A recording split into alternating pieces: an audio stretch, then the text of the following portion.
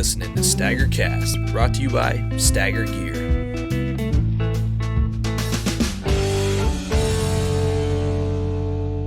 All right, another episode of STAGR Cast. We are sitting in Stowe, Vermont tonight with Joey Davis of Northwoods Whitetails. Thanks for doing this with us, Joey. Appreciate it. Thanks for having me, guys. It's Friday night. We're drinking some beers and talking some deer hunting, so we'll dive right into it here. For those that don't know you, Joey, why don't you give us a little introduction on yourself, what you do, where you're from, and all that stuff. Oh, well, Stowe, Vermont. I am a contractor, own my own business. Started it right out of high school, based it around the outdoors, and took it from there. Yep. So you've been chasing deer around for a while then, huh? Yeah, a little bit. Yeah. A little bit, yeah. Kind of set your business up to hunt. Pretty much. Yeah, you that's know? the dream. Well, I see these guys that work all through deer season. And I'm one of them. yeah. We had that conversation. Do it while you're young. Do it while your legs are able. Yep, that's right. There's going to come a point in time when you can't. Yep. So you get most of your work done in the off season, and then you're cranking during deer season. I used to, right? Okay. When I was in my 20s, I had all the freedom in the world. I had no responsibilities. All I had to do was make money and deer hunt. It was great. Yep. Right? As business evolved, full-time employees took over. Next thing you know, I probably only deer hunt maybe 15 to 20 days a year. Okay. Yep. Times have changed from when I was in my 20s. Yep. I used to deer hunt when New Hampshire started November 15th. I would go over there and just bow hunt. Mm-hmm. Right straight through. I'd bow hunt here, and then I'd just travel. Just kill deer. Yep.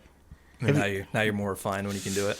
Yeah. Business will do that to you. Yep. So Probably just hunting on snow nowadays, huh? Yeah. Waiting for the snow to fly, and you're still killing them though, even though you're hunting maybe a third of the time you used to. Yeah. No, still trying to lay them down. Make do with what you got, right? Yep. Yeah. That's for sure. Making the most of it. Kind of a new section what we want to do this week. It was Isaac's idea. Let's kick it off with we called it the shameless stats. Let's get some stats. Let's talk about some 200-pounders. How many you got, your best scoring buck, all that stuff. How many 200-pounders have you killed? Through the years, all in general, I've killed 16 over 200. The highest grossing deer scored 184 inches. The heaviest one weighed 268. Those are some numbers. Yeah. Those are some numbers. Yeah, not New England, big woods. Yep. Killed them tracking, but Western Ontario. Okay. Well, let's break this down a little bit. How many 200-pounders in Vermont? I've killed 3 in Vermont over 200. And that's a big number. That's impressive. That's a big number. I mean, anybody from Vermont or the surrounding states knows that if you're consistently killing 200-pounders in Vermont, you're doing something. And I've missed many more. Right, yeah. I've missed more than I've killed. My problem is I can't hit them. You're a shooter? Oh, yeah. I'm not afraid to shoot either. Yeah, me neither, yeah. Yeah. You got to be that way, though. Yeah, you do have to be. You miss every single shot you don't take. That's exactly it. What's your heaviest Vermont buck? Heaviest Vermont buck, I think, is 214. That's Yep. 206, 201, and I've killed a pile in the 190s. Yep. Really? Yeah, that one I killed in 19. That one was close. That one was 194. It wasn't the buck that I thought it was. I thought I was shooting a bigger one. No kidding. That one had a big rack, though, didn't it? It had a pretty good rack, yeah. I thought I was shooting a bigger one. I could see 5 on one side, and I said, boy, this is going to work out. Yep. It was a different buck. I knew the buck. I'd actually shot at the buck during muzzleloader last year and just pulled hair. Yeah. But the buck that I was after was a corker. He ended up getting killed. Oh, no kidding. Yeah, he ended up getting killed. Yeah. Was he over 200 when he got killed? Nope. No. The deer only weighed, it was rumored that he weighed 205. I believe he weighed less than that, though. No kidding. Yep. Probably, it was a mid-130s deer. Yep. He was 3.5 years old, had 12 points. Wow. Off his G2s, both of them split. Wow. Yeah. Oh, man. Yeah. So he's a 5x5 with split G2s. Big old And buck. this deer at 1.5, if you guys could see him at 1.5, he was probably a 120-pound buck. Just same stickers on him. No this little shit. tiny basket. Really? Wow. Yeah. It was incredible. I mean, if the deer had made it to 5.5 years old, 6.5 years old, he'd have been just an absolute giant. No kidding. But you can't blame a guy for, I mean, no. No, not in Vermont. It's No, hard. no, That's- no. They got 100 100 inches in Vermont. Yeah. I'm pulling the trigger every day. 100-inch deer is pretty respectable in this state. Very Not gonna respectable. lie. Not gonna lie. What's your best New Hampshire one? Best New Hampshire one. Weight wise. Weight wise, I haven't killed many in New Hampshire that have weighed only one weighed 202. Yep. That one right there was probably, I would guess he was probably 220-ish. I killed him the 6th of December. Okay. It was That one right there? this one right here. That was a this New wide Hampshire one. buck? Yeah. Yeah, that wide one. Yeah. Oh, yeah, that one. Yeah. I'd got wind of a really big one. Went over there. It was the second to last day of the season. There was no snow hardly at all. Went over there, scouted around. I should say hunted around. Got into some really good sign, but not many deer. I don't even think I saw a deer. We were projected to get snow that night. So I went back in there and hiked right straight to 3,000 feet. Never cut anything coming across. And then I hiked all the way down the ridge and just did it in like a rectangle. And saw a small buck. Was extremely tempted to shoot. It was the last day of the season. And I had meat in the freezer, but I was still hungry. I didn't shoot. I kept going down the trail. Cut a track that was all snowed in. And never mind you, there was probably 20 inches of snow at like that 2,800 foot mark. You come down and it was a little bit less, but you could just see this buck's stance as he walked, right? As you guys like to call it, STAGR. Right? You could see it in the snow, and he was with a doe. And he didn't go, I would say, 50 yards, and he bedded down. And you could see he got up, and he fed around with her, and they bedded back down. And there was no snow, and it had been snowing most of the day. There was no snow in his bed, and I knew he was close. And I proceeded on his track. And he started going downhill, and there was clear cuts downhill, and I could hear a twig snap like a moose chewing on a piece of fur, and I was like, man, I know what that is, right? But I was like, no way. And I heard it, and it's pretty cool because I can still remember there was like this little bird. It wasn't a chickadee, but there's a little tiny bird, and he was only about 4 feet away, and he was just hanging right there in the limb, and I'm standing there, and I'm just waiting for something to move, right? Nothing moved, and I took 2 steps out behind that spruce tree, and that buck was freaking 10 yards away from me.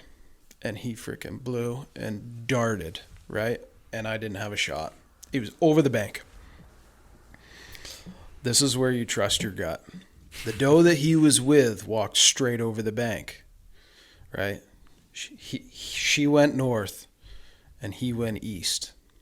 And I was like, just go down over the bank on the doe track, right? Said it to myself 3 times.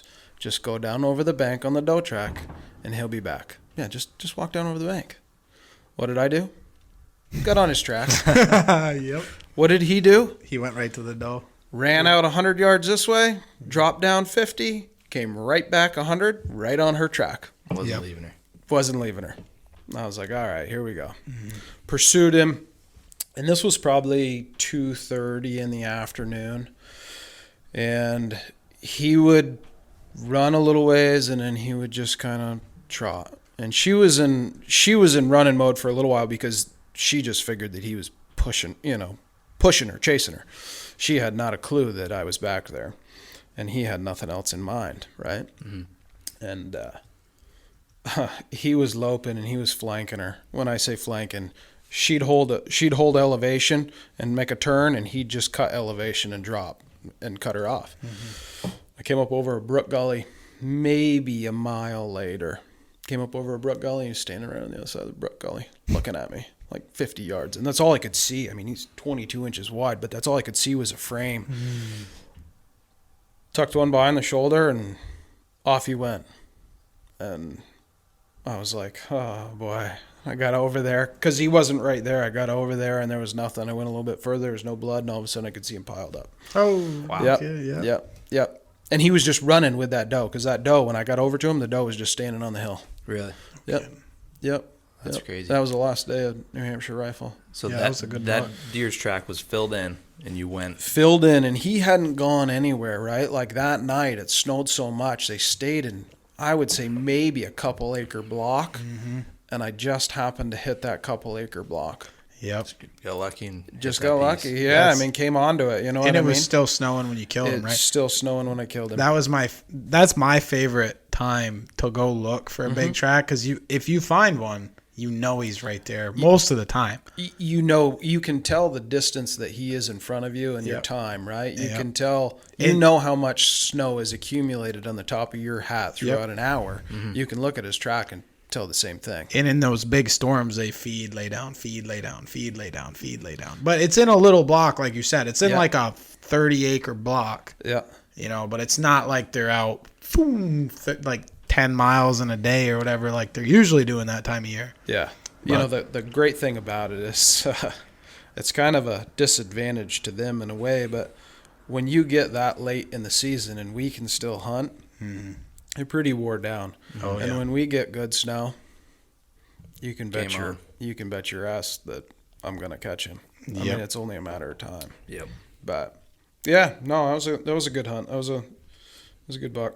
It's a heck of a story to kick it off with, man. Yeah, it is. Yeah. Jeez. Yeah. Okay. And touching on the point you just made about them being run down at that time of year, that's kind of when we're getting into shape. Yeah. So it's kind of funny. I usually find myself in December really catching up to a lot of them, just because my legs are there, my lungs are there. Yeah. I'm in it. Mm-hmm. And the bucks are out of it. Mm-hmm. The bucks are hurting. They haven't eaten in a month. Yeah. You know, so it's kind of funny. A lot of big ones die in December. That's for sure. Yeah. It's true. Yep. Looking for love or looking for feed, one or the other. Exactly. You get that little bit of snow that pushes them off the tops. Yep. And a lot of that country, you know, that was northern New Hampshire, hovering the whites. And in that country, those deer those big bucks live in that green growth. And that green growth is rugged country. Yes, it I mean, is. I'd swear that half of them are half billy goat. They are. That's why a lot of them aren't very heavy. Yeah, no, I mean, that country. you can, and I know this because I've starting to spend a lot more time over there. I don't see a whole ton of hunters, but I don't see a whole ton of 200-pound buck tracks either. Mm-mm. You can walk days and days and days behind gates and not cut what you're looking for. Mm-hmm. But you got the woods to yourself. Yep. With that, you know, that 170 to 190 pound, you know, weight class, there's some antlers on those heads. Wicked. I mean, we see it every year. Mm-hmm. Yep. Something about those mountains over there. Oh, yeah. They For sure. produce. Yep. So I kind of wanted to ask you about kind of the project that you and a few guys have been working on, which is Northwoods Whitetails. You and a group of guys founded that, correct? Yeah, you know, we put Northwoods Whitetails together. Basically, it's just content creators of tracking whitetails. Yep. Is all it is. You know, we felt as though there wasn't a whole ton of good quality content out there relating to trackers, right? Absolutely. Since the Benoits, and the Benoits were, everybody knows the Benoits if you know this game. They're legendary, and what they did on camera, no one else has been able to produce. If we can recreate that, we can, which I think we can. I mean, I know we can. Mm-hmm. I think we got something to show. Yep. You know, Northwoods Whitetails was kind of created also to create the next generation of hunters that's going to protect that big woods, right? Mm-hmm. The big woods are a sacred place, and if we don't have anybody hunting it, anybody that falls in love with it, it's all going to go. It's all going to turn to land leases and everything else. You know, you're starting to see like Maine buying up deer yards and Yep. you know, that type of thing. And it's important for us to be able to keep that heritage going. You know, there's not a lot of guys. You guys are probably the youngest guys I know that like to track. Mm-hmm. Who's behind you? You know what I mean? Yeah. It's scary to think about. No, you know, seriously. When I went to high school, there was 3 kids in my entire high school, that hunted deer, right? Yeah. And the 3 of us were best friends. Oh, and yeah. we're still best friends, Yeah. right? Yeah. It forms a bond amongst one another that's... Shared passions. Yeah, you know. Birds of a feather flock together, right? It sure is, Yeah. you know. So that was the main push behind Northwoods Whitetails, is just creating something, and it kind of took place at a time where we were able to gain some sponsorship from some big name sponsors that were looking for something different, right? Mm-hmm. Any given night, you guys can turn the TV on and you can watch a 150-inch deer die from a tree stand, and it's the same song with the tree stand dance. It's the same thing, and a lot of these companies are just looking for something new. And when COVID hit, it was like they were flooded with more people wanting to hunt the Midwest and do the tree stand stuff, and their Canadian stuff went out the window. You know, the Rocky Mountain stuff, the Yukon stuff, and when we presented to them what we were doing, they ate it up. You know. Mm-hmm. And hopefully we can continue. You know, we've picked up, you know, some of them are, you know, Leupold, Remington, Darn Tough. We've got a Toyota sponsorship, a Ford sponsorship. Wow. CVA. That's awesome. Yeah, I mean, there's some Big stuff. Yeah, which helps. I mean, the production cost of this stuff is through the roof. It ain't cheap, that's for sure. Yep. So that's a little bit of that. And then, you know, obviously this year, you're going to see some changes which will introduce down the road that are going to be significant changes, and you're going to see a lot of content from some guys that are killers. I was going to ask you that, if you got some big content coming this year. Yeah. I feel it coming. It's been growing the last few years, and I've been watching it, and you guys are coming into it for sure. Yeah, we do. And it's a lot of fun, you know, like I am not a filmer, right? Like I'll be honest with you. I've got an eye for it, but I hate to do it. Yep. I just want to shoot bucks. That's all. You're a buck tracker. That's all I want to do. Yep. Yep. That's awesome. Yeah. Who's doing that with you? So myself, Dustin Martin, we got 2 guys that run cameras, Stuart Spear and Adam Glick, and then there's going to be a bunch more team members coming. Keep an eye out for it. Yeah. For sure. No, that's Yeah. exciting stuff to see. Yeah. Huh. Yep. Awesome. So, yeah, it's a good time. Yeah, definitely. So kind of going off of that, what would you say drew you to tracking more than like sitting in a tree stand like you talked about? What was it that pulled you in and it's kind of like captured you from this point on? For me, I guess it took place when I was young. Yep. Right? Like, I was fortunate to grow up around a bunch of really good hunters that hunted the big woods. That was their niche, was tracking bucks, right? I mean, the 3 of us, right? Like, the most effective way to hunt the big woods is tracking deer. Oh, yeah. Without a doubt. You can sit in a stand for days on ends in the true big woods, days and days, seasons, and not see a deer. Yeah. Right? Like, I'm not saying that tracking bucks is for everybody, and there's nothing wrong with shooting them from a stand. If that's what you want to do, it's just not what I want to do. I don't get fat during deer season. I usually lose a pretty significant amount of body weight each deer season, and I wouldn't have it any other way. Right. But back to, you know, how I got into it, there was some local guys, just to name a few: Terry Spear, the Adams boys, Carl Baker. I mean, these guys were bringing home bucks. You know, I was a little kid bringing home bucks that were 240, 250, you know, and you see them on the back of the tailgate, and it'd just be like, to a little kid, it's mesmerizing. You're like, oh my goodness, look at the size of that buck, you know? I've got photos of me that my grandfather took of me holding Terry Spear's 8-pointer, and it was a perfect typical. It weighed like 250 and scored 150 inches. From around perfect, this deer? typical, From this area? No, from up northern Maine. Oh, no kidding. Similar to that area that you were hunting. Yep. And I mean, seeing that as a kid, and I grew up in a deer hunting family, but it was more of the weekend warrior type thing, you know, hunting locally. We were more duck hunters than we were deer hunters, you know, and I had certain influences in my life, one of which was the buddy of mine in high school that I hunted a lot with. His father was a really good deer hunter. I mean, one of the best deer hunters that I got to know. You could take Al anywhere in the country, and he was going to kill a slammer. Didn't matter whether it was from a bow stand in Wisconsin, or if it was in the big woods, Ontario, or Maine, or wherever it was. Just one of those guys. Just one of those guys. Yeah. I could tell you I could tell you days and days of stories of Al. He was probably the inspiration to me that, you know, he took the time, you know, when my buddy went off to college, you know, and I didn't. I went straight into creating my own business. It was me and Al. We were hunting, you know, whether it was rabbit hunting, turkey hunting, deer hunting, whatever it was.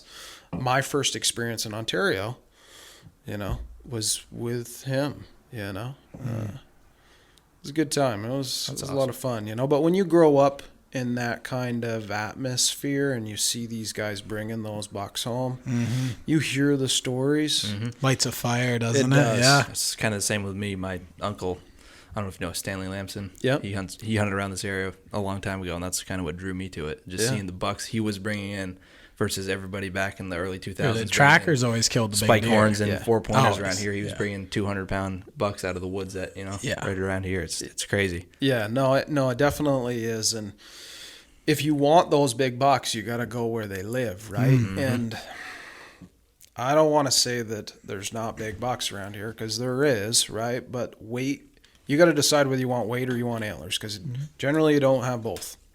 The best antlered bucks are generally 170 to 190 pound deer. Yep. Anywhere in the Northeast, right? It just is what it is. A lot of the times, those 200 to 250, they got shitty racks. This is what it is. And you got to decide whether you're going to be a horn hunter or you're going to be a weight hunter. Personally, I'd like to kill the weight. The weight, yeah, I do. You've killed some. I mean, you look on the wall here. Some of the racks you killed too. Yeah. They come with it sometimes, but yeah, there's definitely a trade off of whatever you want to pursue. Yep, for sure. You know, that Vermont buck that I killed this year. Beauty. I didn't know that it had that type of antlers. I knew that there was a good buck in the area because I had seen him 3 years prior. No kidding. So he was an old one. He was an old one, and he's still alive. Oh, no kidding. I thought you were saying you killed him. No. Oh, okay. No, I was. I was hunting a different deer, looking for a different track, and ended up cutting this one's track. And obviously, I shot it for a reason. But so this is a little side note, but in that area where you said there's 2 big deer, is there big trees banged up? No. See, that's the point I wanted to make right there. No. In the big woods, you very rarely are going to find that big dramatic buck sign because there's so few number of bucks that they're not competing for does. So they don't have to bang up big trees like they will in areas where there's a higher number of bucks. I think that's important for people that are getting into tracking or hunting big woods, whatever you want to do, still hunting, sitting, whatever. You're not going to find those 12-inch trees. Just because you're not finding those big trees doesn't mean there's not a big buck in the area. You know, I've seen 150-inch buck rub trees the size of a pencil all day long. You know, it's funny. But you go down to Massachusetts, though, you'll find these big 12 to 20-inch ash trees just destroyed. But it's because there's so many of them. I feel like they have something to prove in a way, you know. But that was the point I wanted to make there. Yeah. You know, I often see it like in the big woods. You know, most of the trees that I see that are rubbed are, you know, size of your pinky to maybe 4 or 5 inches in diameter. Maybe some a little bit bigger, but not a lot of them. Signpost rubs.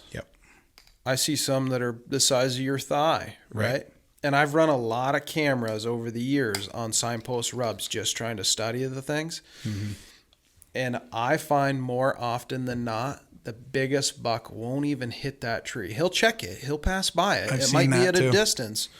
But those little guys hammer on those trees. I got more freaking button horns and spike horns and everything else just wailing on those trees, you know. And you'd look at the tree and go, wow, that baby's polished. Yeah, you look at the camera and you're like scratching your head like, what is going on? But The big boy walks by it and looks at it and, Yep. and kind of checks up on things. Yep. I've got one checks. tree in northern Vermont that never gets hit by a big one, but it's got big ones that just walk by it. No kidding. Just walk by it, just scent check it, and they're moving. They're the not little- stopping to smell it. They're And the just, little ones are the hammer ones hammering it. yeah, doe, Yeah. rubbing on it. Yeah, I've seen Yeah, that little too, button yeah. horns, you know. Yep. That's pretty cool. It's pretty neat to watch the video on them and how they react with them. It's almost like a scrape in a way. It is. You know? Yeah, it definitely is. I don't know if this is something you found, but I know personally I had a really hard time in the beginning finding signpost rubs. And then once I started finding them, it's like I couldn't stop finding them. You can't stop. I just find them everywhere. It takes It's weird. It takes a knack. Like you've got to have a knack for it. And when you figure out where they could be, Yep. you're going to find them nonstop. Yep. Especially those big ones. Mm-hmm. And you know, one thing that I'll say I've noticed in the big woods, whenever I find, if I'm like hunting, like let's say like a day on fresh snow, if I find a new big signpost, I usually see a big buck that day. Really? Always. It seems that way. If I find like a big one that's like banged up, it seems like I'm in it. Yeah. Like when I find that big signpost, you're there. Yep. You've arrived. Yep. You know, like that's the area. Yep. That's I just find something I've quite a noticed. few of them when I'm looking for antlers, right? I probably find the vast majority of them when I'm tracking bucks, Oh yeah. right? They're just you gonna through 'em. Yep, take you through them, check them, whatever it is. That buck I killed in Maine this year, I bet you he checked a dozen of them No kidding. right before he got a bullet. No kidding. Great. Yep. Yep. Hey, a quick word, then we'll dive right back into the episode. Just wanted to give you guys a quick update on STAGR gear and let you know that everything is on schedule and everything is going as it should, so we're super excited about that. If you're following us on our social media pages or if you're subscribed to our email list, you'll be the first to know when pre-orders open. We got an awesome lineup of gear coming for you this year, so stay tuned and it'll be coming soon. All right, so we kind of talked about how you got into tracking and what drew you to it. And there's a lot of people that listen to this podcast that want to learn tracking and want to get into it. What would be your recommendation for somebody that's getting into it? Would you tell them to do something, to read, to listen to everything they can, or just get out there? What would be your recommendation for it? I think the biggest thing is probably just to get out there and do it. You can read as much as you want to read, right? There's a ton of books on it. The How Blood books, the Benoit books. There's a bunch of them. But those scenarios aren't going to work for everybody, right? You got to get out there and figure out what works best for you. Everybody moves through the woods differently. Everybody has a different pace. Everybody sees it differently. Just get out there and do it. It doesn't have to be a big buck track. Mm-hmm. It could be a fawn track. You know what I mean? Mm-hmm. Just get out there and follow one around. Yeah. Experience is what it is, right? And then if you feel the need or want to set a goal and shoot a particular size animal, then do it. Mm-hmm. More power to you. You know, me personally, I just go for a certain goal in mind, and half the time I'll step over something that's not it. But that doesn't make it lesser of a deer, right? Mm-hmm. Like the trophy's in the eye of the beholder at the end of the day. It's just your target, your goal, what you want. Yeah. That's all it is. Yeah. That's all it is. Yeah, you know. We talked when we started. We just started following deer. That's how we got into it, and kind of did read and listen to the Benoits and stuff, and it kind of grows from there. Yep. It's funny. I actually used to track barn cats on my uncle's farm. I'm not even kidding. Did you shoot them? No. Come on. I wouldn't, but I'd follow them. What size shotgun were you using? I wouldn't shoot the barn cats, but I would follow the barn cats. But it was like I wanted to follow something in the snow. And a dog, you know what I mean? Like, go out and follow your dog around. You can follow anything around, right? With snow. You can learn a lot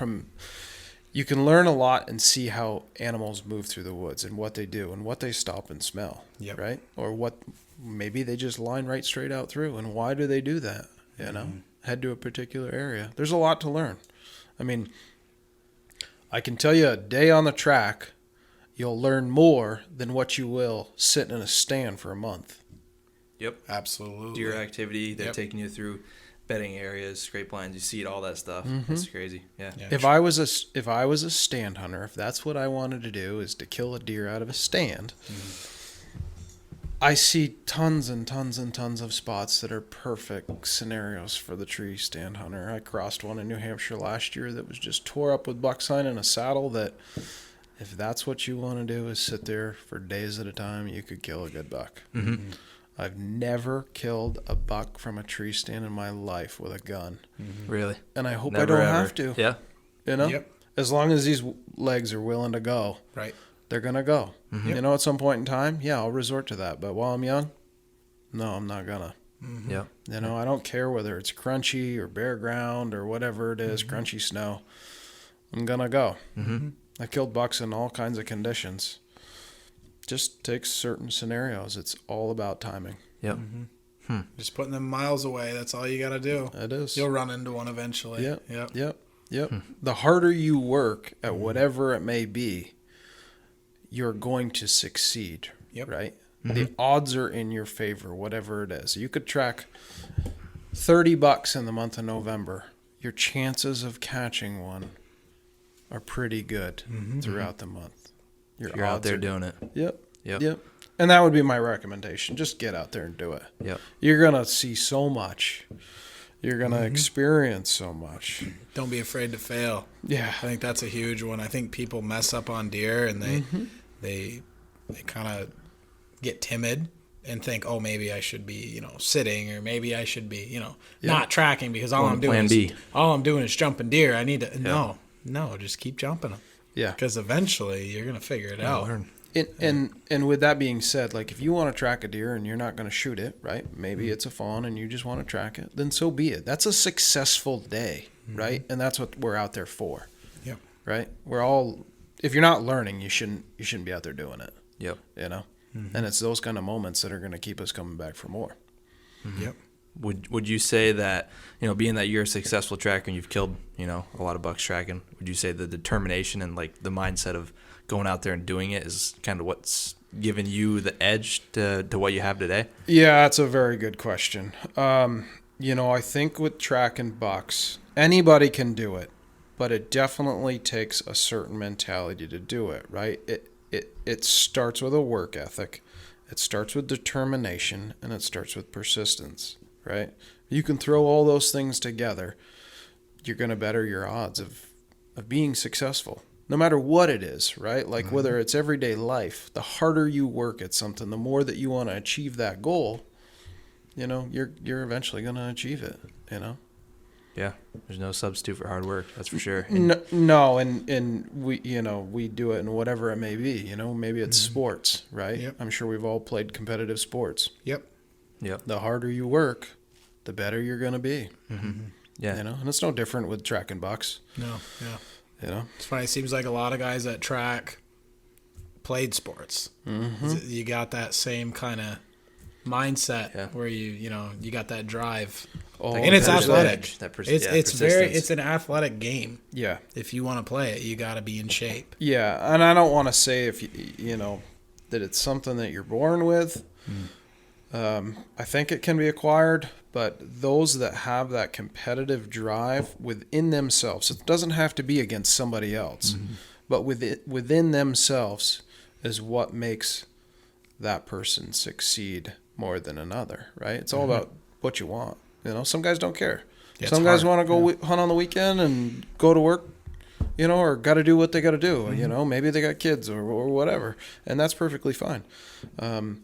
There's guys that are very good deer trackers that take the whole month off of November, and that's all they do. They just want to kill bucks. More power to them. Yep. Yeah.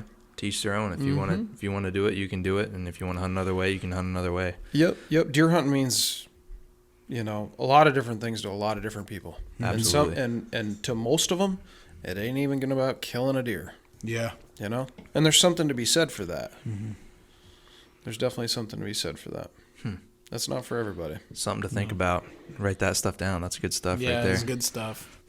I want to transition. I want to talk about your 2021 season because you had a great season. Saw it on the Northwoods page. You got a buck in Vermont. You got a buck in Maine, I believe, like a buzzer beater right at the end there. Right?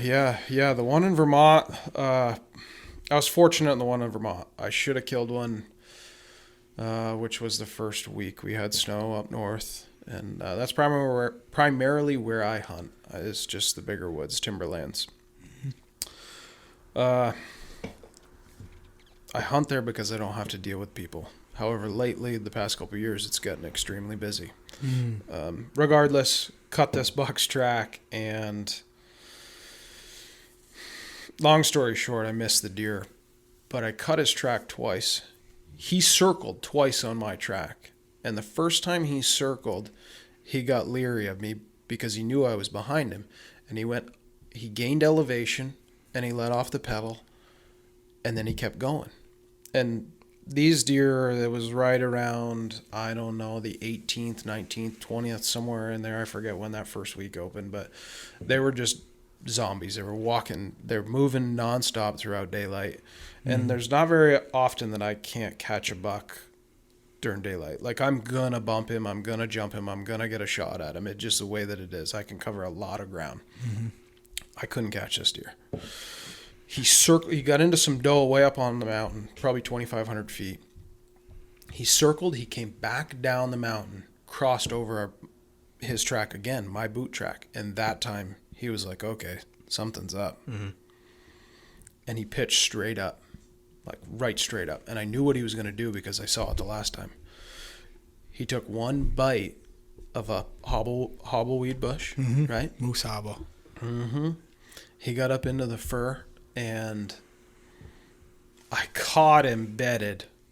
And he hadn't been bedded long. He'd only been bedded maybe, I would say, 10 minutes, right? And I had a tree right off my left-hand shoulder, and I shoot lefty. And I had to take a step back in order to pull the gun up. And when I took that step back, he got up out of his bed and all in one motion was running like a bat out of hell. And he was only 40 yards from me at best. And I was shooting the hole he went through, and I never touched him. Oh, eats me up. He's a good one. It eats me up. He was probably 230-ish, right? Yeah. Not a huge rack of horns, but a very respectable deer. From what I saw, it happened extremely quick. But he was a heavy deer. Oh, yeah. Big old northern buck. Yeah. Yep. So he goes through the notch, right? And he's going downhill, and it's like 2:30 in the afternoon. And never mind you, I'm like gassed. We've done 15 miles at this point, and I am gassed. There's no more left in the tank. And he's going downhill, walking away from me. And I'm like, I could kill this buck. I know I could kill this buck. He ran for a little ways, and he just walking. And the truck's 5 miles the other direction. Oh, yeah. It's like 2:30 in the afternoon. Yeah. And the day before, I had to get picked up at the end of a 20-mile day.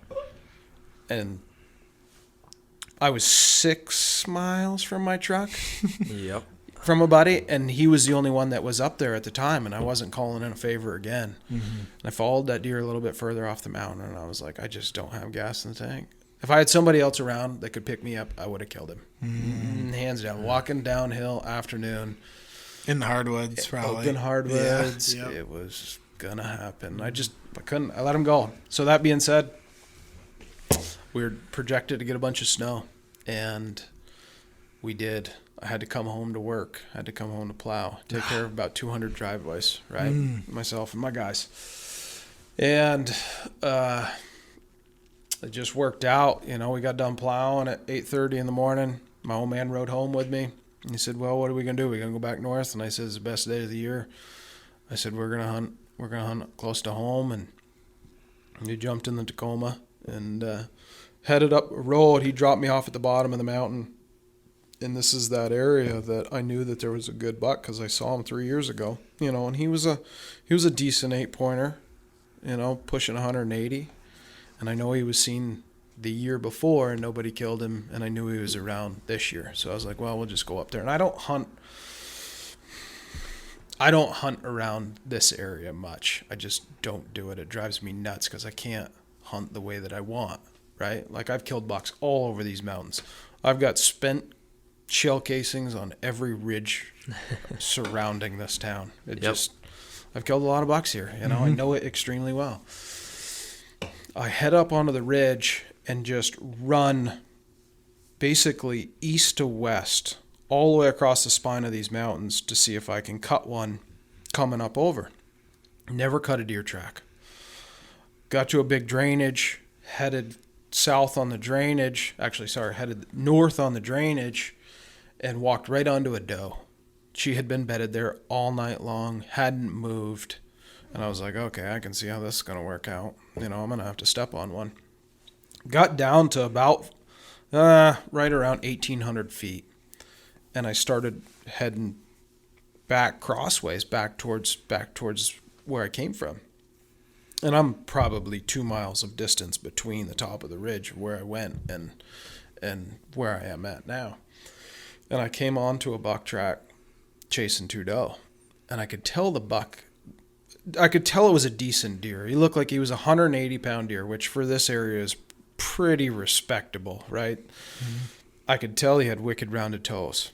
I was like, okay, well, maybe this could be that deer, And he was flanking those doe pretty hard. He was chasing him uphill at this point. From where I already came, he's going uphill. So I get on his track, and he's flanking those doe. Those 2 doe, there's a doe and a fawn. They're running together, and he's like 30 yards off to the right. And those doe would come down, and then he'd just kind of come down a little bit. Basically, they were dropping, and he was dropping more to cut him off. What'd he do? He circles, and he comes right back onto my track. And I know that all this is taking place in like 20 minutes. And I was like, he is right here. And he starts chasing him, right? He's loping through the woods, and I am hammering on him, right? Like, I'm not afraid to move. I'm taking 3-foot steps. He's taking bounds. I'm taking 3-footers. I caught him. He was about 100 yards off in like this selective cut, and I could tell it was a buck. I could see just the posture of him and his neck.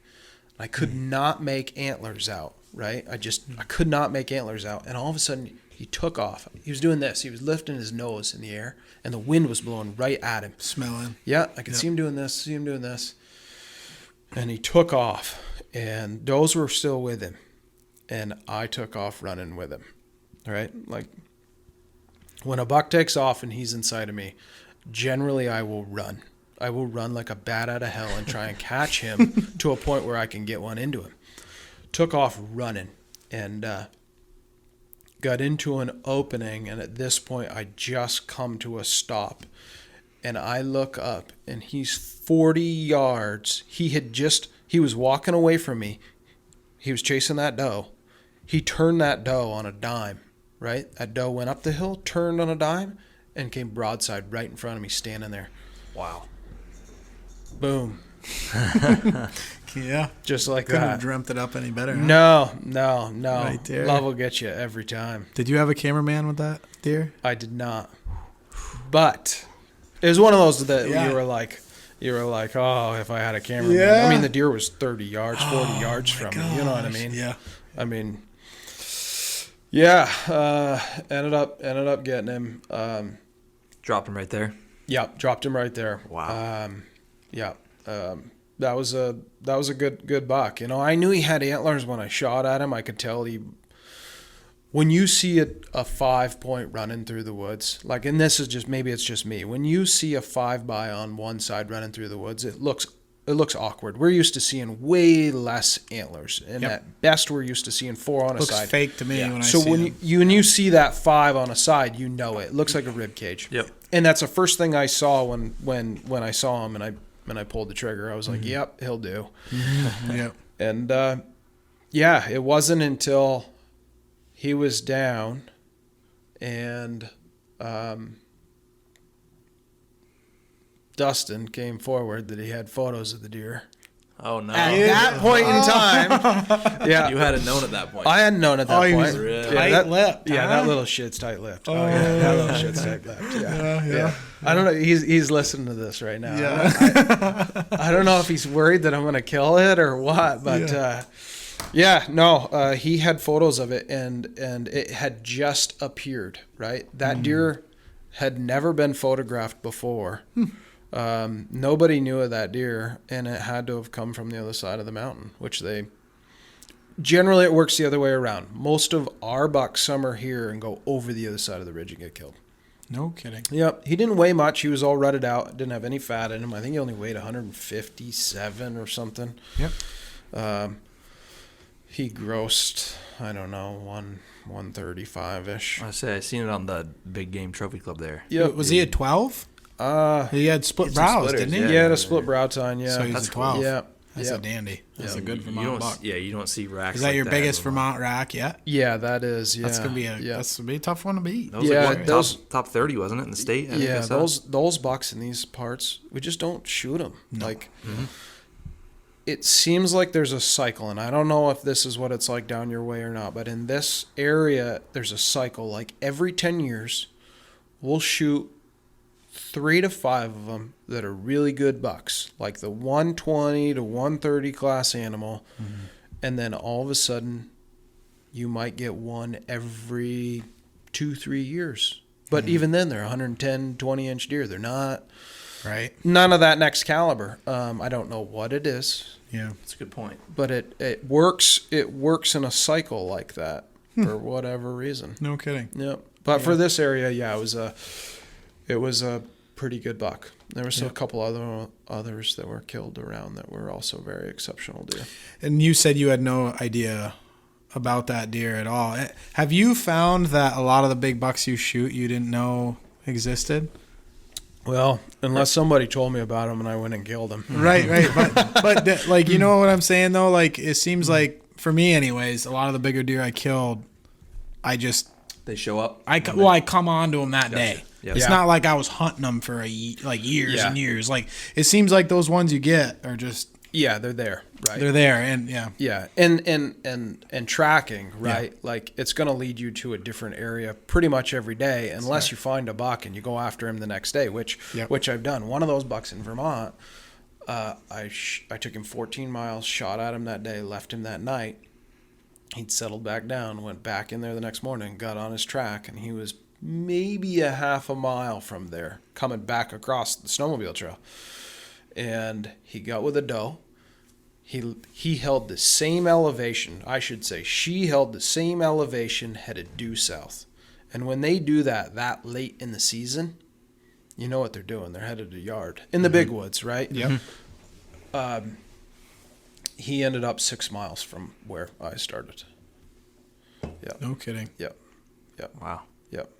Is Yeah, that the before- only one you've taken 2 days like that? Before he met his demise. Yep. No kidding. Yeah, that's the only one, I think. Most of them are the same day. Yeah. You know. Yeah. That's what I've never been on one of those mystical 4-day quests that I've heard of. I've heard of guys that have track them all day, leave them, come back the next day, track them all day, leave them, come back.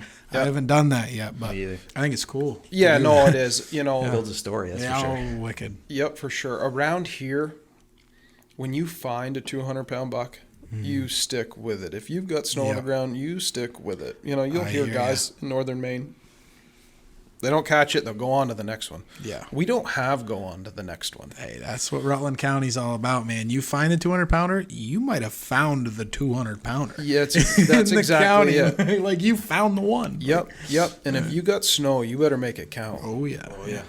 Especially in recent years. It's not lingering as much as it used to, it seems like. Have you guys been getting it good in like this area? This year, we had it that first week for a few days, and then it Yeah. dried up, and then there was some right at the end there. Yep. But it wasn't, the last few years have kind of been tough. I've been lucky down my way. I always have good snow. Really? A couple ridges, always have it. Really? You get up high enough, and they always got it. Yeah. There was I would say there was probably 3 good days this year with good tracking conditions. Yeah, good. You know what I mean? Like, Yeah, that's hard to come by. Yeah, it came, it rained, it froze, or it came, it melted. Yeah. You know, until late. Yeah. And even then, I mean, it really wasn't that good. Did you miss yours this year? The one you were talking about, was that the second day rifle? Because I think I missed one the same day. I think I was talking to you. It was within that first week. I think it was the second day because we got snow that night, and it was kind of It wasn't a fluke snow, but it was like one of those snows where it could have been rain, could have been snow kind of deal, and we ended up getting like 3 or 4 inches. It was that first Sunday up high. There was some snow. Oh my God! It was like you dream of days like that. Just the woods was just white. Yeah, and it was windy, and it was nice. You gotta love the wind. Oh yeah, it's your friend. It throws every. It killed me sense this year in Maine. Oh yeah, your big one there. Yeah, the one I was after in Maine, the wind killed me. I caught him bedded, and he had I could only see the back half of his body. Really? But when I was leaning over to shoot, he winded me, and then he took off like crazy. But and there's nothing you can do about it. No, right? but the wind is the reason why I was able to get as close as I did. Yep. And it's also the reason why I didn't kill him. So I mean, sometimes it's a double-edged sword, It is. But last day of New Hampshire season, there's been this buck in this area that I got to learn from someone that said too much, and I stood that buck up at 30 yards and the same thing. He got my wind. He was on the side of a knob that was like, it was damn near vertical. And I picked his track up low. He headed out. He was chasing does or whatever and headed back up. And I saw him for one bound. The deer is definitely a mid 140s to 150 class buck. One bound. And I've never had a mature buck do this. Run right off a national forest, right down into private ground, and I left him. Really? Never had a buck do that. I do it quite often down my way. Usually they'll go up. You know what I mean? Around here, they'll go up. They'll go up in the green growth shit. Down my way, if you jump them 2 or 3 times, right down off, right to the posters. I've done it probably 10 times. No kidding. Yeah, and if you can't, like, after the first one, if you don't try to do something funky on them up high, they'll always set up on you perfect. Like, probably used to me pushing them around all the time, but and then after that second time, third time, they're headed right down off. And it doesn't take a deer no time in my area to get down off those ridges into posted property. Yep. And that's the same thing around here. Is half the reason why I don't hunt. I mean, it's so tough. You could locate a good buck, and 9 times out of 10 he gets killed right down here in the houses chasing doe. I mean, it's a mile, 2 mile to the top of the ridge. For those deer, it's nothing. And that time of year, they're dumb. They're standing beside the road. Yep. They're used to seeing people all summer long, and then somebody comes along and dings them from the road. I was gonna just say, do you guys find that a lot of monsters around this area get shot right out of a truck window? Because I know it happens. Some of the biggest bucks, like I mean, I'm not gonna say the buck, but the biggest buck in my area last year was, I heard, killed out of a truck window, like a giant. Yep. And it's just funny because we're way back out on these mountains looking for their tracks, and they're like in this little development of $1 million houses, and that's what they do though. They get down in with and I think does live in those areas a lot of times because there's less predators, less pressure, hunting pressure, everything. Yeah. And the bucks aren't going to want to be there, but they'll go because of the does. Yeah, that's exactly it. They get stupid that time of year. Does, very stupid. Yeah, these doe that live around these I call them dumpster deer. Living in the backyards. Living in the backyards. Yep. They're half tame. Yeah. You know what I mean? Yeah. I mean, I got them on my lawn. They're like pets. Yep. When I left to come meet you guys, there's 40 yards away standing there looking stupid. Yeah. You know what I mean? They're used to humans, And then the bucks pull down and get shot. Yep. It is the way it goes. Yeah. Yep. By somebody who... It's unfortunate because you look at our ridges and you're like, and I used to do this when I was a kid. I was like, man, I wonder what's up on Worcester, I wonder what's up in, up on Bolton, and they're right here. They're right here. They're right here. Yep. Everybody kills them. A lot of them get killed down low. Farmland deer, and then you got people scrapping over them and fighting over the little pieces of wood and stuff. Yep. You like the big thing now because of crossbows is they're flinging those from the road. Yep. Crossbows are brutal. Oh, it drives me nuts. Mm-hmm. No deer deserves to die from the road. No. None. Nope. None. I mean, I have the same opinion on that. My gun is in a soft case in the back seat of my truck when I'm going, and glad to hear somebody else does it too. I will not shoot a 200 incher from the road. Yep. I won't do it. Yep. I don't blame you. There's no sport in it, and what gets me is, what are you going to, so you shoot a nice buck from the road. Then you got to lie about it. Well, like I see these guys all the time, like I know these guys, right? Like I know them. I know them well. Yep. They shoot the buck from the road. They brag about it. Yeah. They throw it on their wall, right? So if I walk into their living room and say, well, how'd you shoot that one? Well, I was driving down Centerville Road and it was standing out there in the field. Or they live a lie for the rest of their lives. Yeah. You know, that's what I hate about some of these deer that are shot out of a window. They come up with this big elaborate story, and it's a lot of it's that social media buzz now. People shoot a deer and they get that 10 minutes of fame on social media, and they get dumb for it. They get dumb for it. Yep. But it happens. I mean. Yep. Super unfortunate. All right, so you gave us your Vermont deer, which was a great story. You also got a big one in Maine, like over 200 pounds right towards the end, right? Yeah, I Buzzard did. beater deer. Yeah, I weighed 209, December 11th. Wow. There was no doubt that buck was probably 250-ish. It was a big one. Was he fatless when you got him? Nothing in him? Nothing in him. Just wore right out. Nothing in him. Yep. It was a pretty good hunt.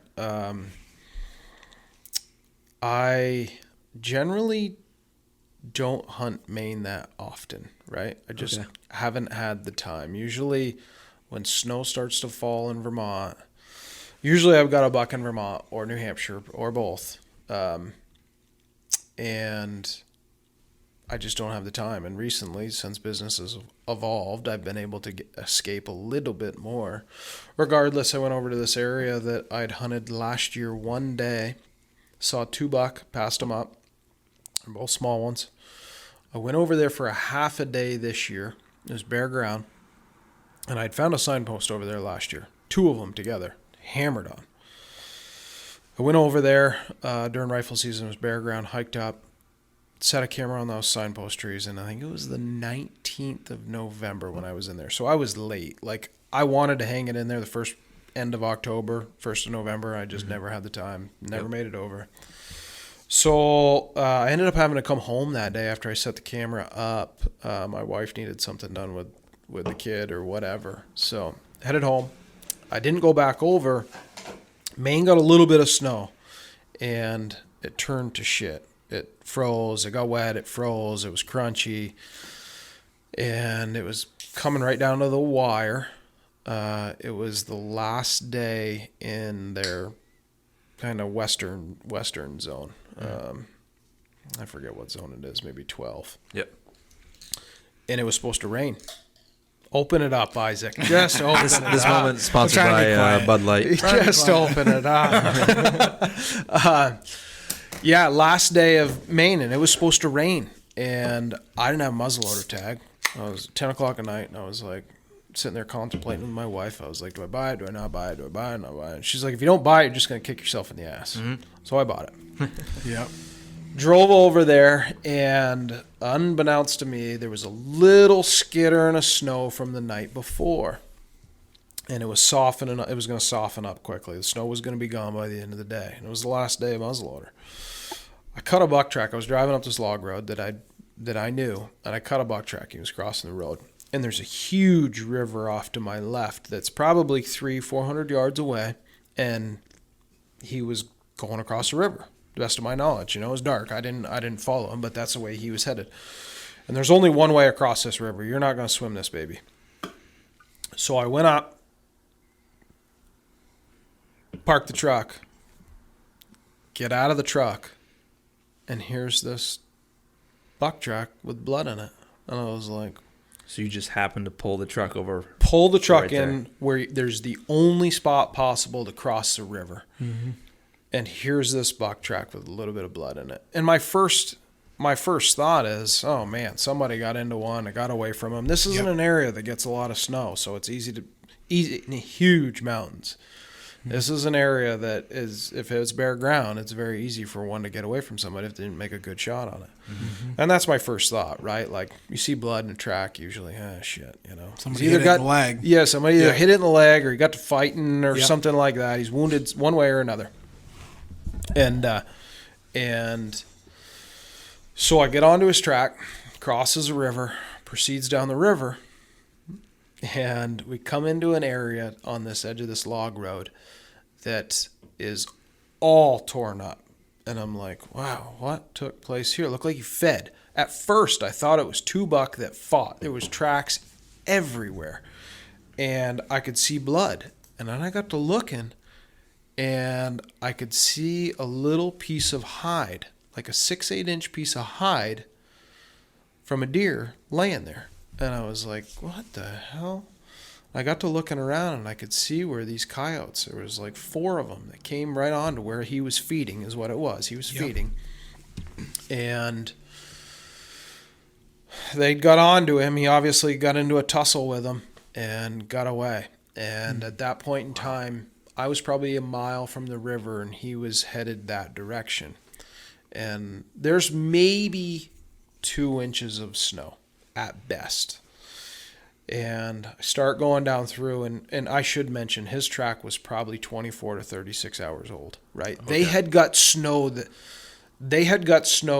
the previous day, just a skittering, right? Mm-hmm. And you could just faintly see the blood underneath the snow, like you would when blood starts to melt. When the snow starts to melt, blood expands, right? It looks like it's way more there than what there is. Mm-hmm. And I could see in the snow every so often, like every 10 to 20 yards, he'd drop a drop of blood. And I just went that direction, and the coyotes were right on his ass. You couldn't hardly see his deer track. You could just see the faint blood in areas. And I come down over the bank, and I could see this coyote coming up through. And I was like, I could hear it. And I stepped over the bank, and I could see it. It was a coyote. And I didn't shoot the coyote, because generally when I'm deer hunting, I don't shoot anything but the deer that I'm going to shoot. I don't either. I get a lot of crap for it too. Yep, I just a lot of people give me crap for that. Yep, I don't need to let that deer know that I'm any closer to him than he needs to know, right? So we're going down to the river, and he gets down on the river, and there's ice on either side of the river, and there is coyote tracks everywhere, and this buck's going right out into the river, and I'm like, oh man, this buck's met his demise. And I videoed this whole thing. And this river is waist to chest high, right? And it's 8 o'clock in the morning, and I'm not looking to get wet. And I figure the buck is dead, like dead to rights. Coyotes, there's tracks coming both ways across that ice. And I could see out into the middle of the river, there was a rock with ice on it and some snow. And you could see that there was blood on that rock, on the ice. And I said right in the video, I was like, I don't know if it was a coyote that got up onto that rock after he'd, been chowing down on that deer and had blood on his fur and just rested for a second and then swam back across, or maybe it was the deer that got up on top of that rock. I don't know. But regardless, it's 8 o'clock in the morning. I'm not going to find out. So I proceed down the river to try and find that buck track that I'd cut earlier in the morning. Get onto the buck track, follow him up on the mountain. He goes through a pile of stuff, and I kick him up, and he was just, I could tell instantly he was nothing that I wanted to kill. I come all the way back down to the signpost tree, the camera that I had set, grab the camera, go to the truck. I'd marked where that deer crossed that river on my Onyx. Drove down the road, left the gun in the truck, because it's only 300 yards from the road, and it's nowhere that I want to, the river to the road from where I left him was like 300 yards, and it's nowhere I want to kill him, right? Even if he's alive, I'm just not going to shoot that close to the road. Yep. So I just book it down through the woods, just right down to where he was. I get down there, and I could see where the deer came up out of the water, stood around on the shore, bedded down, went over a little bit, bedded down again, climbed up on the bank, jumped off the bank into the river that had fresh ice on it, and he's back across the river. And I was like, son of a bitch. I just booted that deer back across that river. Mm-hmm. So what that deer had done was he'd swam that river. He'd got out onto that rock where those coyotes couldn't get to him, right? Because the water's moving. Yeah. Coyotes couldn't get to him. They left him alone. He got on the other side of the river and just bedded right next to it, because he knew that if they came across the river, he's just going to jump right back into it where they couldn't get him. Mm-hmm. That was his defense, right? Mm-hmm. So here I am. I come across. I push him back across that river. And I never saw him go. I was like a freight train walking through the woods. I get in the truck. I drive all the way back up, hike all the way back down the river like another mile or so. Get on his track. And he comes up out of that river and he's running. And I'm just like taking 3-footers, just trying to catch him. And it's getting later in the day. It was like 2-3 o'clock. Not quite 3 o'clock. It was close to it. And he starts walking, and he starts checking signpost trees, and he's just paralleling the river, walking. And he wasn't bleeding that bad. He was only bleeding, every 10, 20 yards he'd drop a thing of blood. And keep in mind, he just came out of the river, so his hair's soaking wet. If he's got blood on him, it's going to drip off. And we get down into a section, it was a section of hemlocks, and I come up over this little rise and I jump him, and he goes down into the ridge, and I ran right to the top of the ridge where he was coming up out. And when he crested the top of it, I thought he was going to go parallel to me, and I was just waiting for him to touch the top, and I was going to touch one off. And he turned, went straight away from me, and I shot, and I never touched him. I loaded up, went screaming across that ravine, got up on there. He went across this side hill that was super steep. It was more ice than anything. I fell on that gun probably harder than I've ever fallen on another gun. Right on the scope, holding on to the tree. It was 50 yards of the river straight down, and I was like, this scope is screwed. Get back on his track, and I'm booking it at this point. And it's like 3:30 at this time, and it's starting to get dark, right? And I'm booking it down through, and he's still parallel in the river. And I caught up with him probably 3/4 of a mile later, jumped him in the hardwoods.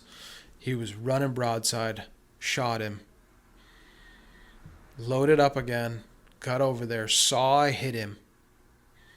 He runs across that river, right? And luckily where he crossed that river, it had forked, it split. So it was only knee deep at this point. Got across that river, and there he laid.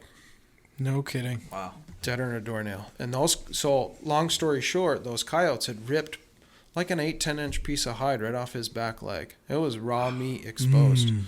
But the blood in his track was from a ripped dew claw.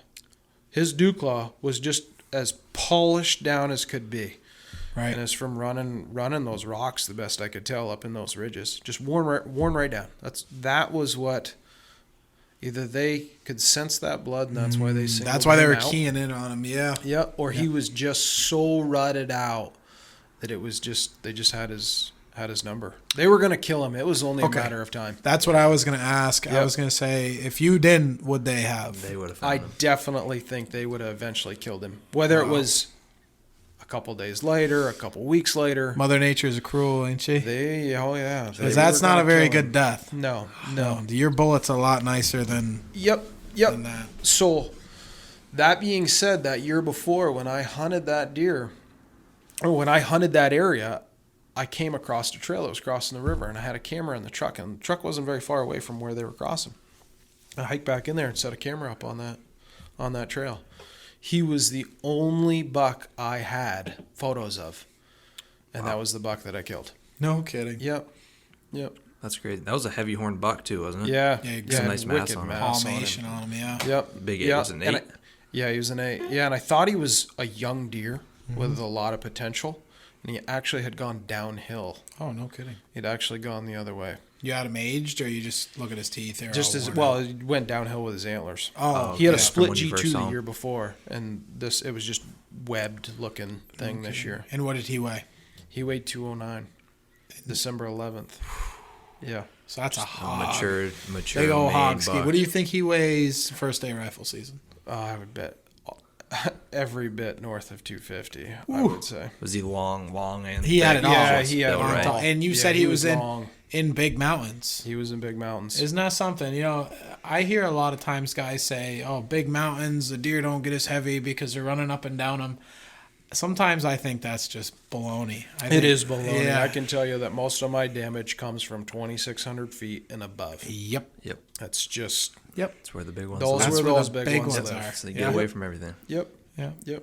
And we've talked about that a lot in some last episodes. Yes, we have. Like Lanny Benoit said, his biggest buck came off of Katahdin, and that's the biggest buck that's the biggest mountain in Maine. Yeah. So Yeah. I don't want to give a whole ton of secrets away, but yeah. generally the biggest mountains in the area have the biggest deer. Yeah, for sure. Yeah, because people can't get at them. Yeah. Mm-hmm. It's pretty much what it boils down to. Yeah. And we can say this kind of stuff because people still won't go there. Yeah. It takes a certain determination kind. to It get there. takes a certain kind of person to get them. Yeah. Yep, that's for sure. And if you want to see the pictures of that deer's foot in the rack and stuff, that's on the Northwoods page, right? Yeah. I remember that picture you posted of his dew claw ripped off. That was crazy. Yeah. Because on the other side too, wasn't the other one? The other was starting starting to get that same way. Yeah, you would have never thought that was what was causing that blood. And they just picked it up, those coyotes. Yeah. Wow, they had his number. Just a big old mountain buck. Yep. Running them right off. I'm sure, man, you think of how many miles that buck did over the season. You Yeah. got him December, what was it, 11th, you said? Yeah, December 11th. Yeah. Wore him right off. Okay. Yeah. Yeah, That's and it's, surrounded by 4,000 footers. It's Yeah. big Big country. mountains. Yeah. Yeah.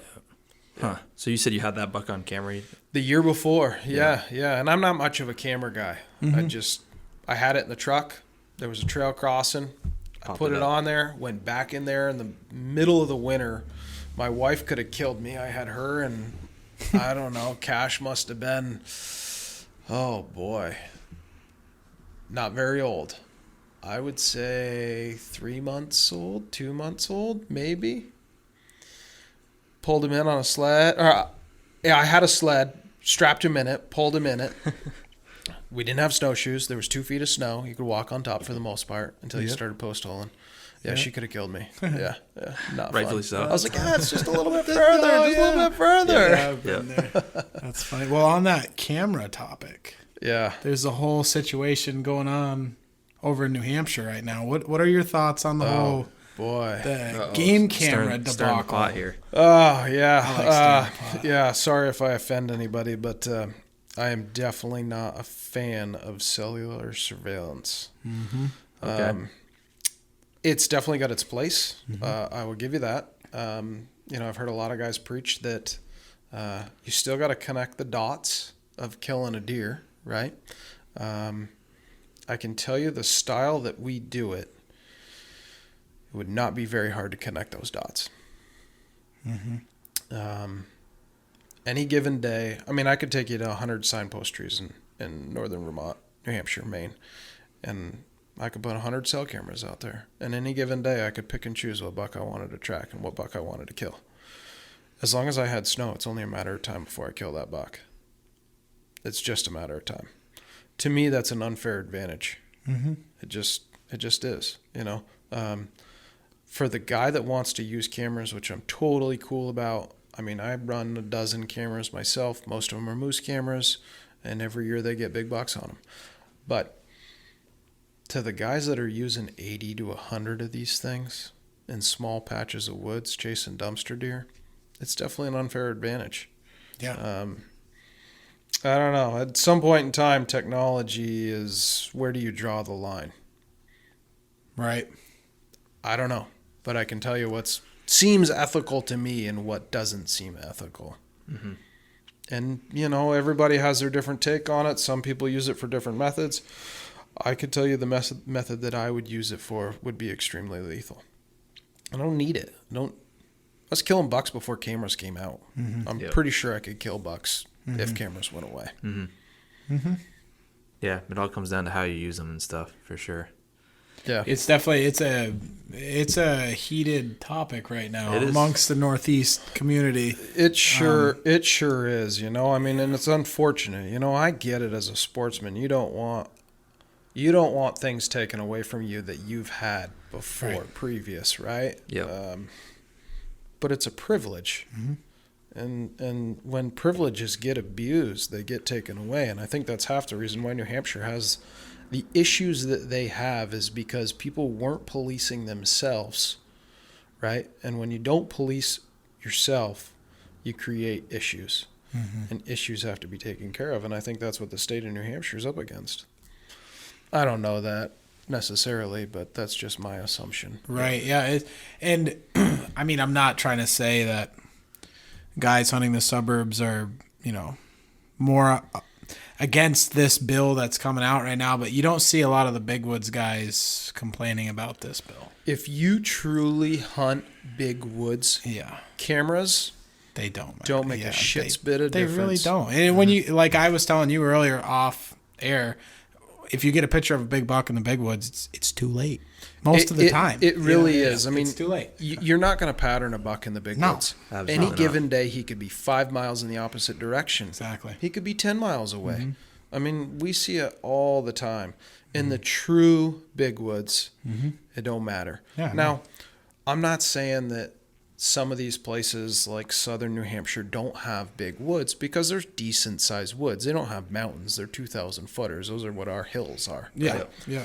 And those are homebody deer. Those deer live right there. When you get to the big woods, our deer travel. Yeah. Right. They Our have to. Yeah. Our deer migrate. Some of these deer migrate 40 miles. You know what I mean? Just to survive. Yep. You know.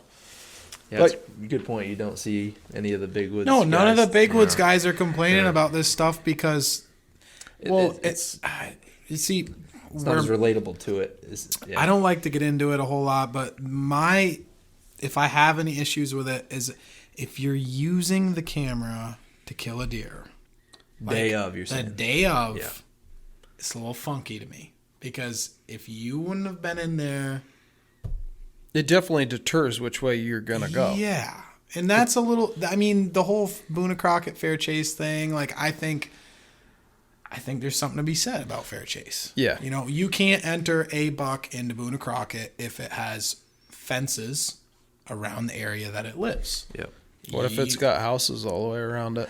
That's what I'm getting at. You know, but the houses thing's one thing, but the cell camera in a 10-acre lot, that's a little weird to me. But I mean, when you get a buck on camera and he's going into a bedding area that's 2 acres and he's only got one way out, it's weird. You're gonna kill it. It's a little weird. You're gonna get your opportunity at it, but I mean, there's different circumstances for everything, and you know, my opinion is just that it's just it's an opinion, and see, we're probably our opinion's definitely different because we're big woods hunters, and you know, we can't use cameras to kill deer like that. So when we hear of people using them in that manner, it's really weird to us because it seems almost like shooting one out of the window. Yeah, kinda. You know, it's kind of a. It definitely does. I mean, do you use cell cameras at all? I don't. You're just a straight normal camera. Yep. And half the time, I don't mess with them. Like after November. Yep. You know, like I'll put a bunch of them up on signpost trees, and I'll just leave them there. Yep. Gotcha. To me, the video, to me, it's more of a study project than anything. Taking inventory, like a science experiment. Yeah, you know, like what's going on. Yeah, just taking a sample. Yeah, you know, and I'm not gonna kill one of those bucks probably. Right. Yeah. I mean, the odds of that area getting snow and me cutting one of those tracks is pretty unlikely. Right. Yeah. Like I said, any given day, one of those bucks could be 5-10 miles away. Exactly. Absolutely. Just the way it works. And I do use cell cams. I probably have like 5 of them. A bunch of them are in Vermont, and then I have some in New Hampshire. I use them for intel. They're in big woods areas. And like I said earlier, and I'll say it till I'm blue in the face, if I get a picture of a big buck, it's too late because I'm at work. You're 3 hours from. I'm 3 hours from the camera. The only reason I have that camera is for intel, and I have no time to check these cameras. Yeah. Like that's why I use them, because it helps me with my scouting. Yep. But I will never be able to use one of these cameras to kill deer. Yep. Nope. And if you in the big woods, if you think you can use cell cams to kill deer, you don't know what's going on because you just can't. There is no. I'll tell everybody right now. There is no magical flat halfway up a mountain that a big buck walks through every day. It's just not don't there. happen. It don't happen. No. They're different deer. They wander. They're very nomadic creatures, and that's just the way it is. Yeah, you know? No, it is. It's a completely different ball game, and I don't mean to offend anybody when I say this, but central and southern ground are a lot different from northern ground. Yeah. Right? Mm-hmm. Like, for sure. There's 2 different animals there. Yeah. Deer density being the biggest. Yeah. In all the states across New England. Yeah. I mean, there's a defined line. If you, I'm not going to tell you where that line is, but if you took Vermont, New Hampshire, and Maine even the Adirondacks, Yep. there's a line. Yep. If you put enough time into it, you know what I'm talking about. You can see that line of where there's a level of difficulty and then where there's a level of not so difficulty, where there's an abundance amount of deer, where there's good deer. Mm-hmm. You know, yeah, I'm envious that they've got the antlers. Same. We don't have it, but we got body weight. Yeah. You know, and we got body weight because we're hunting the northern region. Right. You know. Well, you're lucky down in southern Vermont. We have neither. So yeah, that's tough. I thought I lived in the worst part of the state for deer hunting. You know what I mean? Yeah. It takes me 2 hours to get anywhere. It takes you 3 hours to get anywhere. It's terrible. It is. It's terrible. It is. I just drive and drive and drive. Yep. But yeah, it'll be interesting to see what takes place in New Hampshire. You know, there's definitely guys that are abusing it. You know, there's guys that are running 80 to 100 cameras. Guys got cell phone bills that are as much as a truck payment. I think a good way to look at it is if you're using a camera as a tool or if you're using it as a weapon. Mm-hmm. That's kind of a a good. good way I to haven't put it. heard it put that way. That's a If good you're way using to it as a put it. tool to take inventory, see what's out there, that's one thing. Which everybody, I mean, a lot of people use cameras, but if you're using it as a weapon to go shoot that deer the next day, that's when things can kind of get in that gray area. Yep. I mean, like you said, it's all opinions. It's It is not all trying to opinions. offend It is all anybody at opinions, and I hate to see deer hunters at each other's Absolutely. throats per se, Yeah. because we need to stick together. No doubt. Especially at this day and age, we need to definitely be a unit, but We do, and also there's- need. Yeah. There's a fine line there, right? Yeah. Like, Accountability. yeah, accountability is right, because these cameras, you know, I see the other side of it where people absolutely love going to check their camera. Don't get me wrong, like I am too. I'll put them as far back as I can, and Yep. that's how I get my summertime exercise when I'm not working, is hiking into an area and checking a camera that's been there for a month. Something to get excited about. Yeah, you know, and these Yeah. new hunters that are experiencing it and being able to see what walks by that camera, that is pretty cool to them. You know what I mean? And I don't want to take that away from them. No. But there's got to be a line drawn in the sand somewhere. Where that is, I don't know. And if it's not an issue, it's not an issue. But Personally, I believe within the next 10 years, cell cams are going to be outlawed a lot of I mean, it's places. happening out west, I believe. yeah, Right? It there's is, a and lot it- of states that have. It's Yeah. it's going to happen. Yep. And it doesn't bother me one bit. Yep. I run way more regular cameras than I do cell cameras. Still be Yep. doing the same thing we're doing now. Still doing the same thing we're doing now. I mean, and you know what?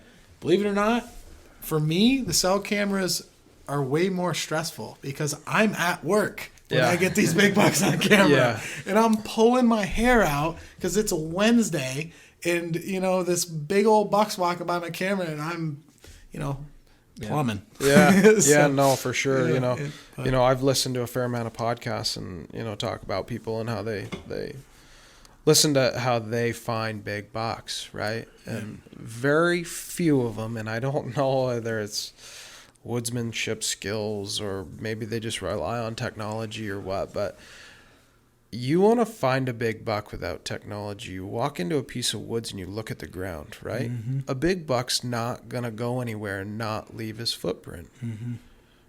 He's just, if there's wet soil, right? Got big Wherever track. that means, he's going to leave a big track, right?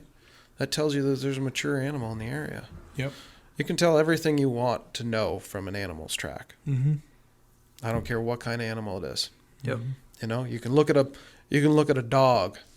You can look at where there's a year-old lab walking, and you can look and see where there's a 10-year-old lab walking, and you can see the difference between the tracks. There's no difference with any other animal. Yep. Yeah. You look at enough of them, you can figure it out. Just Yeah, I was going to ask you, I mean, aside from doing cameras and stuff, how do you go about scouting like the big woods and stuff, Vermont, New Hampshire, Maine? Is it you just putting miles on and stuff like that? most of it's just miles. Most of it's, I know areas that get heavily hunted and areas that don't, just from years of experience, right? And those years of experience come from just covering ground. More often than not, I am covering a piece of ground as fast as I can walk all day long until I find what I'm looking for. I've walked over more 170 to 190 pound buck tracks that probably have the biggest freaking racks on top of their head. It's just not what I'm looking for. You know what I mean? But if that buck steps out, you can bet he's going to get it. You know? But you're only going to follow the big four-finger That's your humdinger goal. tracks. Yep. But yeah, I mean, that's a lot of it is just covering ground. with that, there's certain ground to look for, right? Cuts, Don't give away all your secrets. Yeah. Yeah. Well, Mountains, there's things to look at, There's And that's just time in the woods, going in there and seeing those deer over the years, putting pieces together, seeing how they're related and stuff like that. That's exactly it. Where you found them before, right? Those bucks will teach you how to find the next one you're going to kill, or the next areas you're going to hunt. That's exactly it. They're creatures of habit, right? Like where you find these signpost trees. I don't know if you know or have seen it, but it's where these doe travel. That's why you see those signposts there. You can go into any river bottom anywhere in New England, and you're going to find a pile of scrapes along that river. I don't care where it is. You get a little bottom ground, that's where they travel. That's where those doe live. That's the fastest way for those buck to check that area, is to travel that drainage. They'll swoop down through, and they'll swoop right back up on top of the ridge. You get into that like November 1st to the 10th, and if you've got early snow, oh boy, those bucks are not going far. No. You can count on that they're going right back up there to that green growth, and they're going to lay on their gut. Yeah, it's my favorite time to get into one. It is. It is early November. It can be a hard time to find a big one just because they're not on their feet. Yep. If you can and you've got conditions, man, there's no better time to killing one that's got some weight behind it. Yep. Yeah. I agree. Yeah. I'm gonna bring it back a little bit to where you were talking about where to find a big deer. Like, I think a really slept on thing is areas with no cell service. I have lots of great hunting in areas with no cell service because I feel like people are just timid of not having cell service. Really? It's and down my way anyways. Yeah. You get into some areas where I feel like people look at their phone, and if there's no service, they don't go very far. No kidding. Yeah. Huh. I don't know if it's the same up this way, but that's something I've I'm noticed. sure it is with people. You know what I mean? Like I learned to use a compass at a young age, and I owned a GPS, when Garmin first came out with them. I own one that's probably 15 years old now. I don't hardly use it. Sometimes I will. Sometimes I'll set the truck. I mean, with today's advancements with OnX, you can download the entire Northeast. You throw it off online. You use OnX pretty heavily now. Yeah, we talked about that recently. I use OnX quite a bit. I like the features of it. I guess more than anything, it's because my camera's in my back pocket. You know what I mean? How much cool shit do we see along the way that we take photos of, videos of? Right. And having it all on one surface, that way I don't need to take extra items into the woods, because I don't carry hardly anything. Yep. You go light. I do. Yep. I do. Yep. I don't run a sling. I carry a fanny pack. I don't carry water. Maybe a little bit of candy in there, a knife, a lighter, and a light, and a rope. That seems to be like a common thread of people that, are into the big woods hunting. Like, we don't carry hardly anything. Yeah. Like, Yeah. pack of peanut butter crackers. And Will you drink out of a brook? I'll drink out of a brook. You will. Yeah. You don't? I do. You do? Okay, I gotcha. got a steal. Yeah. I haven't got Giardia yet. Watch me this year. I'll get in it. Yeah. We'll check back. We'll check back in at the end of the year. I drink out of brooks too, but Yeah. I used to bring water bottles with me in a pack, and then I'd get back at the truck at the end of the day, and it'd be 3/4 full, and I'm like, why am I even bringing it? Yeah, the weight on your hips, the sloshing, will a deer hear it? Probably not, but it drives me nuts. Me too. One more thing to worry about that's getting in the way. Yep, 100%. All right, now that we have your buck stories from 21, you had your Vermont deer, your Maine deer, I kind of want to pick your brain a little bit. If you only could, let's do this. If you could rank the states in New England, you hunt all three of them for the most part, and maybe you hunt mass or whatever, I'm not really sure. How would you rank the states from your favorability of each? Like, do you like hunting Vermont the most, New Hampshire, whatever? How do you rank them? I know it's a tough question, but it's gonna sound foolish, but I would rather hunt Vermont. I'd rather hunt the Big Woods Vermont as your number one choice. Yes, because it's more of a challenge. Yep. Call it foolish, but I hunt for the challenge, right? Like I don't hunt to just kill a deer. Killing a deer is a necessary evil, which I'm sure you guys all agree. Yep. Killing them is not fun. Nope. The hunt is what you're after, right? The harder you work towards something, the more effort you put out, the more that the hunt takes of you, the more rewarding it is. That being said, Vermont is probably, the Northeast Kingdom is probably one of the hardest places to kill a good buck in all of New England. The easiest, Maine, I would say. There's big ones are prevalent. They just get big. There's a lot of land, low pressure. 2.5-year-old 200-pounders. They've got the genetics to do it. They've got the winners to do it, and yeah. And when I say they got the winners to do it, for those that don't know, like generally you'll find your biggest body deer in your coldest environments, right? It's called Bergman's rule. And the simple fact of it is that those deer have to have body mass to be able to survive. Hence why they weigh so much going into the winter. Yep. Right, and you can even break that down, like down in southern Vermont my way, like the towns that are higher elevation and they get more snow. That's where the heavier deer come from. You can. It's that simple. There's ways to see where those heavier snow areas are, right? Where that snow depth is. And you can pretty much count on that area producing some of the biggest bodied deer around. Yeah. For sure. So it's a good tip. Yeah. But yeah, I mean, outside of that, big woods, that would probably be it. Ontario was a lot of fun in its heyday. Some of the guys that I had been with or hunted it with, used to hunt northern Maine, and they said it was very similar to what the heyday of Maine was. Oh, no kidding. Yep. And where like 70s? 80s, late 80s, that time frame. Where we weren't seeing a ton of deer. In 2 weeks' time, we'd see 20 deer per se, right? Like guys that were hunting way north were seeing 200. It just wasn't like that where we were, but we were killing some high calibered antler deer, heavy body deer, when snow was hard to come by, but when you got snow, it was like somebody flicked a light switch.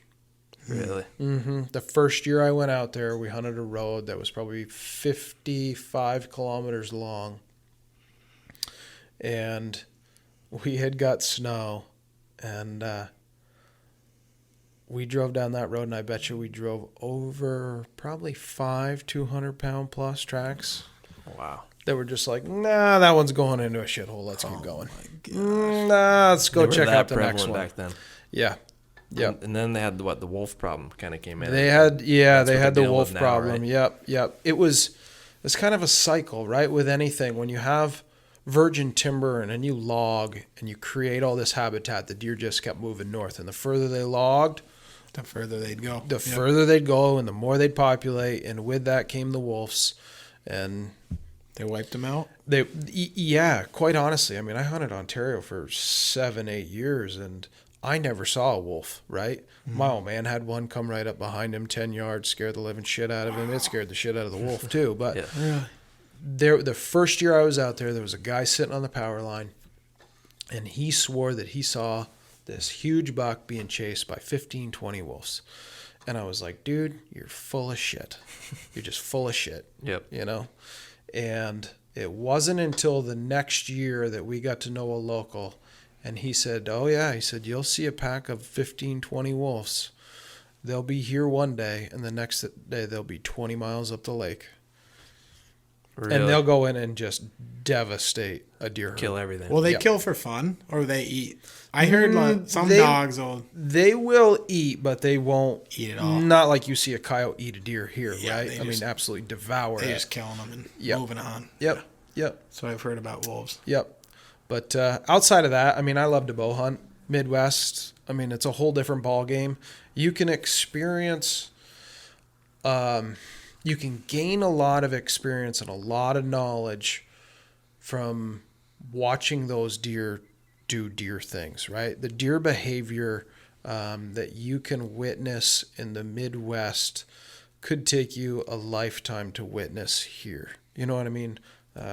Bucks, snort, wheezing, the rut, the growling, the, scrape activity, just stuff that you just don't normally see, I suggest everybody, definitely if you love to bow hunt, to go out there and do it, see it, experience it. It is fun. It's a different level of fun, right? You come back here and it's way more rewarding. Yep. You work for your reward. It's so true. I got a friend right now. We've actually been talking recently, and he had done multiple trips to Midwest Ohio. I don't know if he's been to Iowa or not, but he's giving up his Midwest trips this year because he just started big woods hunting, and he said the reward of getting a deer, he got I think he got a small buck a couple years ago, but ever since then he said he just fell in love with it. The reward versus going out there, he says it changed him for sure. That's awesome. Yeah, that's awesome. So I kind of want to tie it back here to the Northwoods stuff, and then we'll kind of wrap it up. So you got a good group of guys you're working with. Do you kind of all do your own thing and then come back together with the content stuff, or do you kind of work together on stuff? We definitely don't hunt together. Okay. We all do our own thing. I would say that we do share information somewhat. I probably won't share much information until I kill the buck. Yeah. But after that point, we do share information. But no, we all go our separate ways. Yeah. Most of the time we don't even talk about where we're going. Just going. We just go. You can tell when you see on your social media, you guys like put your head down in the month of November and go. Like, you guys threw some lead this year, I think, right? I saw some stuff. The other boys definitely threw some lead. They were going through ammo that was hard to come by. Yeah, you guys are committed to it for sure. Yep. No, for sure. And you got to be, if you want to be successful. You got to be willing to go. You got to go when it comes. Yep. Determination is exactly it. Yep. That's a good way to put it. Anything else you want to add about Northwood? Anything you want to add or say about anything you guys get coming up? We got some big things coming up, and hopefully, we'll shed some light on it soon. Yeah. There's going to be some new people arriving to the team that will really bring a lot to it. I think you're going to see the dynamics of it change significantly and produce even more content than what we already have. That's good. I'm excited to that. I see your loophole video you guys did. That was awesome. Yeah, to me it was really slow. Like I almost didn't like it in a way because it was just artsy, but some people liked it. To me, good quality. Yeah. Very good quality. Yeah. So I'm excited to see what you guys are bringing this year for sure. Yeah, no, it's going to be fun. There's going to be some guys on there that get it done year in, year out. Yeah. Cool. Good stuff. Yeah. And you guys are working with some good companies too that'll be Yeah, no, it is. They're all good companies, and we'll see where it goes. Yeah. Cool. Time will tell. All right. Well, I guess we can wrap it up from there. I appreciate you sitting down with us. It's been a lot of fun. Yeah, we could talk for hours and keep going, but we'll cut it off there. But if you guys want to follow Northwoods, you can get them on Instagram and Facebook, I believe. You guys get a YouTube channel as well. Yep, we're just starting to get a YouTube channel going. Gotcha. Sweet. Yep. All righty. Well, we'll see you guys on the next one. Thanks for tuning in. All right. Thanks. Guys.